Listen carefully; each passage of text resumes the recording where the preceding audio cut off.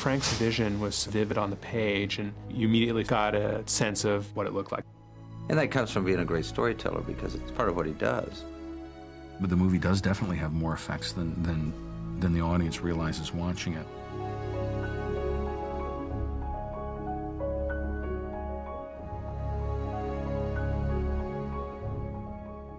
Extremely proud, really, of the film visually, and in terms of solving the problems, addressing the challenges and meeting them.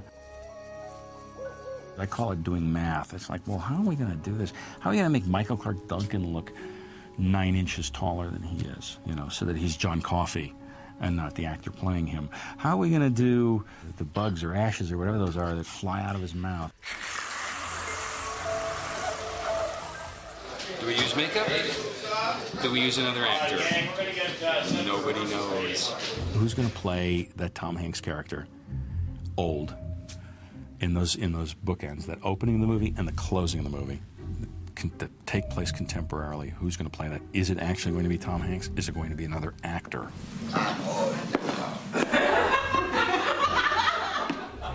There's a way of thinking that would say, well, you take a young actor, you put him in old age makeup. And that could work if he's an old actor in an old age makeup sitting in a room all by himself. I went to two of the best makeup artists in the world to do makeup tests on Tom, and one of them was Rick Baker, who did really a fantastic makeup. And then Greg Nicotero, my dear friend, also, he tried his version of it, which was also very, very good. The concept, we used gelatin, and the idea was that we gave him just a little bit of a hairpiece along the back because we wanted him to be bald. We just wanted to just kind of make him still feel like Tom Hanks, but look different. Old age makeup test. And action.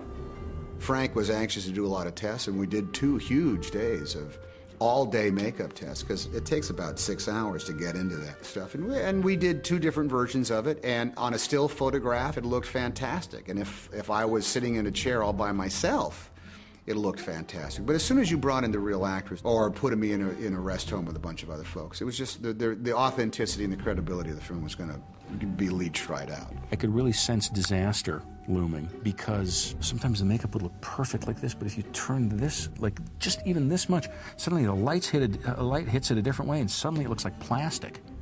And all this amazing work that these makeup artists have done is suddenly betrayed, simply because it needs to be versatile. There it went. Just lost it. Let's cut it. All right. I just did not want the audience staring at the old age makeup, because then they're out of the story. They're gone. It's not the Green Mile they're watching Tom's old age makeup.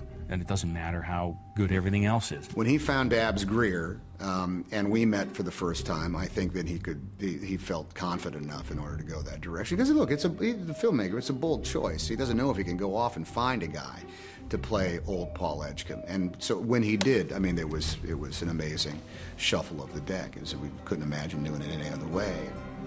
Geez, he was Paul Edgecombe as much as I was. Still to this day, am much more comfortable with that decision than if I'd gone the old age makeup route.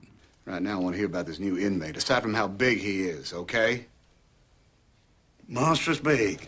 What I really love are the invisible effects, when you've completely fooled the audience's eye. What was particularly fun was making Michael Clarke Duncan appear to be 9 inches taller than he is throughout the movie. John Coffey, I can't recall, but I think in Stephen's book he was written as 7 feet tall. He was a giant. He was an anomaly. He was a guy who would have stood out today. Michael was not as tall as